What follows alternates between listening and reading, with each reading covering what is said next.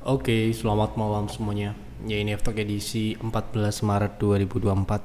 Seperti biasa, malam ini kita akan berikan update market ISG dan juga membahas ide-ide yang masuk di kolom komentar After edisi kemarin terakhir hari Minggu ya.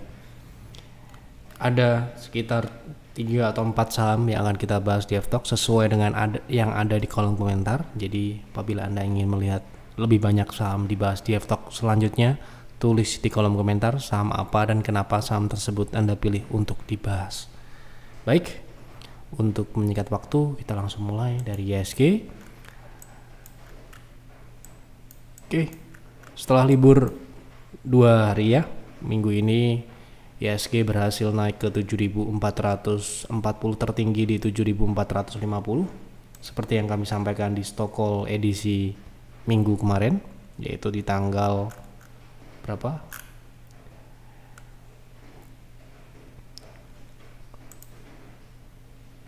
Tanggal 10 Maret ya. Di sini kami sampaikan potensi ISG minggu ini adalah naik ke 7.449 dan hari ini berhasil naik di atas 7.450. Setelah itu sedikit mengalami penurunan ke 7.300 ya. Ya, ini wajar sekali karena ada dividen seperti yang kami sampaikan.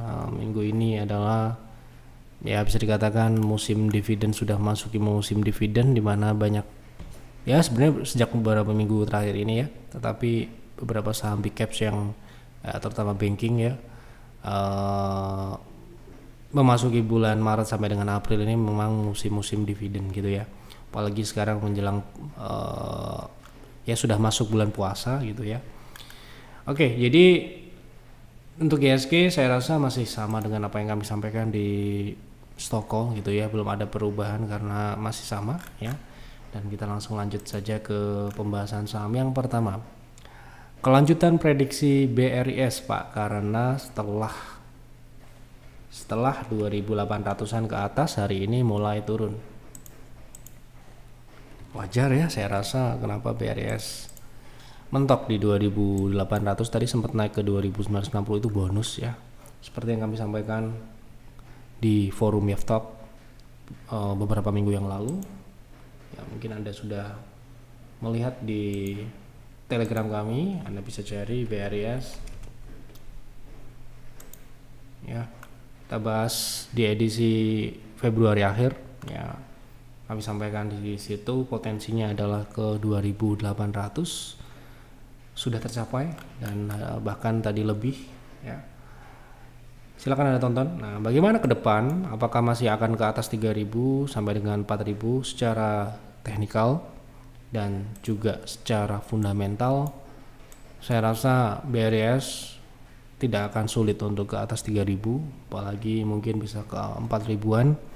Karena ya pertumbuhan fundamentalnya sudah pernah kami bahas juga di Yaftalk juga, ada yang nanya gitu ya.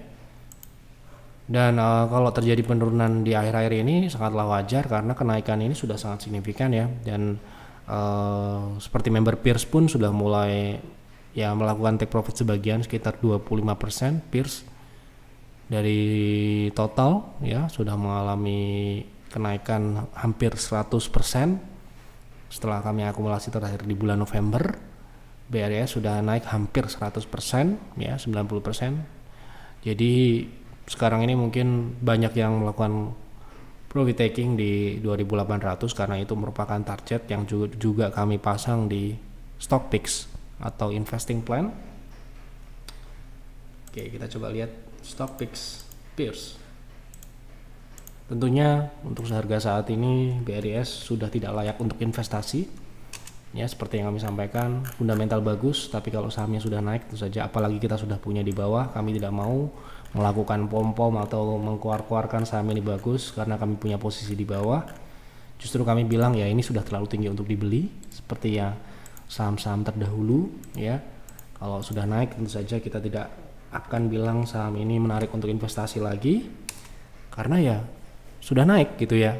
Nah, kami khawatir penonton Yaftalk yang mungkin tidak memiliki plan terprovokasi membeli karena saham ini like invest. Memang secara fundamental seperti yang kami sampaikan di stock picks ini memang layak investasi. Dan kenapa kok turun ya, itu wajar ya, karena saham ini sudah naik hampir 100% dari harga beli kita, dan 2.800 itu adalah TP2 kita. TP ini sudah kita pasang sejak bulan Agustus ya, dan kami akumulasi saham BRIS ini terakhir di November di harga 1.400-an. Jadi untuk saat ini ada yang nanya, Pak, BRIS masih bisa dibeli nggak untuk investasi? Tidak, mending saham yang lain. Masih banyak saham yang lain yang secara fundamental mungkin ya sama baiknya, tapi harga sahamnya belum naik ya. Sekali lagi ya, kalau ada yang nanya saham blue chip pun seperti Bank Mandiri, BRI, BNI, secara fundamental mereka bagus, like invest, tetapi secara harga saham tidak menarik ya. Karena apa? Karena kami beli di harga yang rendah ya. Kami hanya akan beli ketika market crash, ketika terjadi diskon, karena ini saham big caps ya. Terlalu berisiko kalau beli sekarang ini, apalagi harga saham rata-rata sudah naik seperti ini, halnya tercermin di indeks ya gitu. Seperti itu. Jadi ya untuk saat ini kita menikmati di Peers, dan masih ada saham yang lain yang sedang diakumulasi dan akan diakumulasi, kemungkinan akan rilis stock picks terbaru itu pertengahan bulan depan atau awal bulan April ya, sebelum Lebaran, atau kami masih menunggu timing yang tepat ya. Ada sekitar 10 saham masuk ke meja saya, dan sekitar 3 sudah saya ACC untuk dibuat stock picks-nya, namun sepertinya advisor sedang menunggu momentum ya. Nah, sekarang ini ya tentu saja BRIS berpotensi untuk koreksi wajar untuk naik lebih jauh ya. Nah, ini mungkin koreksi dulu ke 2.500, 2.600, itu hal yang wajar untuk proses naik ke kemungkinan dalam jangka pendek menengah di 3.000 itu mungkin akan terjadi. Tetapi ingat, untuk trading mungkin masih bisa, tetapi untuk investing kami tidak rekomend lagi ya, seperti itu. Pak F, tolong bahas saham Maya dari segi teknikal, berapakah target price stop lossnya? Saya punya di 278. Trading ya, berarti target trading ya. Di sini tidak dicantumkan, tetapi teknikal itu cenderung ke trading ya. Oke, kita akan buat trading plan jangka pendek ya. Artinya kita menggunakan time frame jangka pendek, karena ini hal yang berbeda kalau kita jangka panjang gitu ya. Nah, sudah punya di 200 berapa tadi? 278, sedangkan harga sekarang 274. Sayangnya sepertinya Anda beli ketinggian. Kenapa begitu? Anda beli di atas 0,382, yang mana itu pun sudah target swing ya. Kalau tujuan Anda trading ya, sekali lagi ya, saya mencoba untuk menempatkan analisa ini adalah analisa trading, karena tidak ada keterangan situ untuk investing ya. Jadi sebenarnya momentum beli saham Maya ini di berapa ya kira-kira? Saham ini sempat swing berkali-kali ya, dan sangat agresif. Artinya ini sangat beresiko tinggi jika kita tidak memahaminya. Jadi momentum beli saham Maya ini ketika dia keluar dari konsolidasi ini ya, dia membentuk support ya, ini cukup lama supportnya, mungkin beberapa minggu ya ini. Kemudian dia breakout EMA 60, ini adalah momentumnya. Harusnya belinya di 220-an ini cukup oke.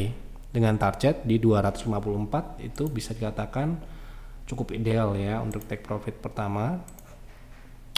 Itu sekitar 14% bahkan sampai dengan 38%. Sedangkan apabila Anda beli sebaliknya di area TP di 278 gitu ya, Anda memiliki resiko secara teknikal. Anda boleh batasin 5%, tetapi secara teknikal Anda memiliki resiko itu sebesar 20% jika dia balik ke EMA 60. Kalau cuma EMA 60 target turunnya ya, normalnya seperti itu ya.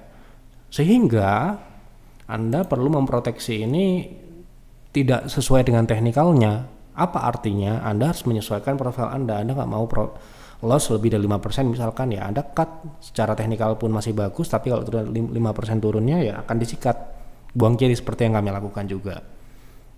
Tetapi sangat jarang dilakukan karena memang kita beli di kondisi yang memang ideal. Artinya risknya harus kurang dari 5%, sehingga seperti yang Anda lihat di kinerja PTR hampir jarang kita loss 5%.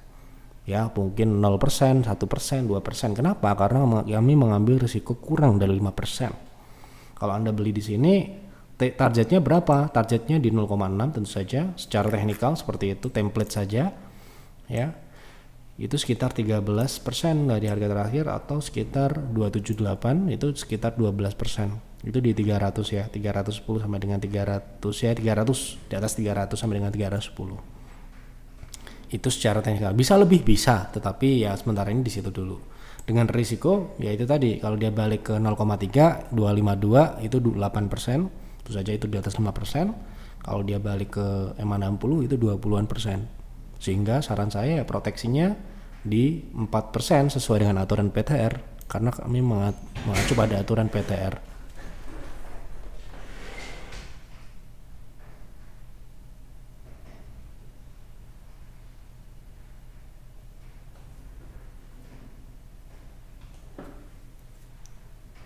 Oke, kita lanjut.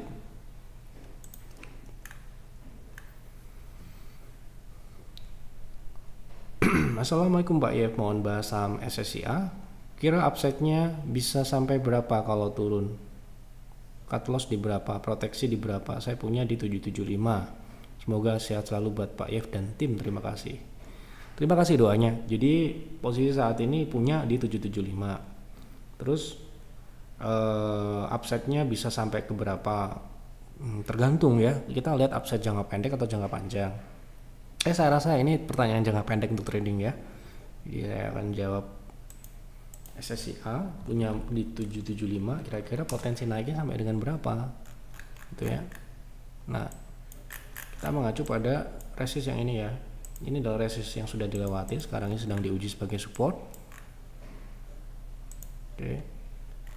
Nah, dari sini kita bisa melihat bahwa saham ini cukup agresif ya swingnya, jadi harus hati-hati. Kita melihat potensinya ini bisa sampai dengan 975. Itu adalah target selanjutnya setelah 700 ya. Jadi beli di 775 itu relatif tinggi ya buat teknikalnya SSIA saat ini. Ya, jadi menurut saya ini sangat tinggi resikonya, sehingga kemungkinan stop loss Anda ini stop loss tidak berdasarkan teknikal, tapi stop loss berdasarkan profile. Ini loh ya, profile itu masing-masing berbeda, tetapi karena Anda bertanya pada saya ya, kita akan bicara profile di PTR 5% gitu ya. Stop lossnya itu mungkin di sekitar saat ini ya, secara teknikal itu bisa di 775. Di sini ada gap, dan kemungkinan besar gap ini tertutup gitu ya sebelum naik lanjut, karena ini mengindikasikan ini ada koreksi jangka pendek dulu untuk naik lebih jauh gitu ya. Jadi mungkin ini akan kembali di harga beli Anda, sehingga saran saya ya mungkin di harga saat ini take profit sebagian ya, kalau saja Anda punya banyak itu dalam artian lebih dari 5 PV ya, sampai dengan 15 PV itu, dengan stop loss di 775 itu di modal di bawahnya 770 gitu ya. Oke, kita lanjut. Terakhir, karena ini yang ada di kolom komentar ya, inilah yang kita bahas ya. Jadi kalau sekali lagi, kalau Anda ingin melihat banyak pembahasan saham, silahkan isi di kolom komentar saham apa dan kenapa saham tersebut Anda pilih. Apakah INDF cocok untuk investasi jangka panjang? Saya mau tukar dari saham yang sudah profit ke saham yang lain. Terima kasih. Kita lihat INDF secara performance tentu saja sangat bergantung dengan anak-anak usahanya ya, karena ini juga big caps dan juga cukup berat untuk dibuat growth ya. Anda bicara growth, tentu saja ini nggak akan masuk ke pilihan Anda kalau Anda bicara growth, tetapi kalau Anda bicara stabilitas, dividen mungkin ya, nah ini baru mungkin masuk. Jadi perspektif ini layak atau tidak, Anda bertanya ke saya adalah investor growth ya, mengacu pada pertumbuhan. Sedangkan kalau kita lihat dari sini, pertumbuhannya itu memang sangat ya bisa dikatakan tidak akan signifikan, karena ini sudah sangat besar, 110 triliun dia punya revenue ya, bahkan laba bersihnya pun di atas 1T gitu ya, ini sangat besar ya. Itu saja untuk pertumbuhan ini akan cukup ya challenging gitu ya untuk membuat pertumbuhan. Itu saja tergantung dengan anak usaha yang lain. Jadi kalau Anda bertanya ke saya ini layak investasi, tergantung. Kalau Anda mau mencari mungkin defensive stock, ini masuk. Dividend stock ini masuk, karena ini dividennya juga rutin, meskipun ya yieldnya nggak terlalu besar, tapi ini stabil ya dividennya, dan relatif juga ada peningkatan sedikit demi sedikit. ya, karena ya memang sekali lagi pertumbuhannya tidak signifikan, bukan growth stock. Jadi ya sekali lagi tergantung, kalau Anda mau cari defensif ya ini masuk, tapi kalau Anda cari growth cari yang lain ya. Dan karena ini blue chip ya, saya pun pernah masuk di saham INDF ini, tapi ketika market crash di 2020 sama dengan saham banking, kita masuk di 3000-an ya, 4.300 ya, 4.300 ini ya gitu. Jadi kalau sekarang ini dia relatif konsolidasi seperti ini, saya rasa wajar karena memang ini tidak tumbuh sebenarnya gitu ya. Jadi ya kalau kita bisa dikatakan kalau Anda mencari pertumbuhan ini bukan pilihan, tetapi kalau Anda cari defensif sekali stabilitas ini mungkin akan layak. Ya, ini tujuan Anda switching ini untuk apa? Apakah switching untuk mencari pertumbuhan atau switching untuk cari kestabilan dalam portofolio? Mungkin Anda punya offensive stock yang lebih agresif ya, yang sedang tumbuh signifikan, tentu saja dengan risiko yang lebih besar. Nah, Anda pengen cari penyeimbang yang bikin stabil, lebih balance, ya mungkin INDF ini bisa menjadi pilihan. Artinya ada pilihan-pilihan yang lain sebenarnya. Demikian. Oke, kira-kira cukup ya yang ada di kolom komentar, yaitu ya saya akan bahas, itulah ya, silahkan isi kembali kolom komentar saham apa dan kenapa saham tersebut Anda pilih. Dan jangan lupa bagi Anda yang belum subscribe, nih masih ada yang belum subscribe, silahkan subscribe, dan yang sudah merasakan manfaat dari F-Talk dukung kami dengan klik like. Itu saja, sekali lagi apa yang kami sampaikan di F-Talk ini adalah opini pribadi, prediksi, dan yang bisa benar dan juga bisa salah. Anda perlu mengolahnya terlebih dahulu sebelum mengambil keputusan. Itu saja, selamat malam dan selamat beristirahat.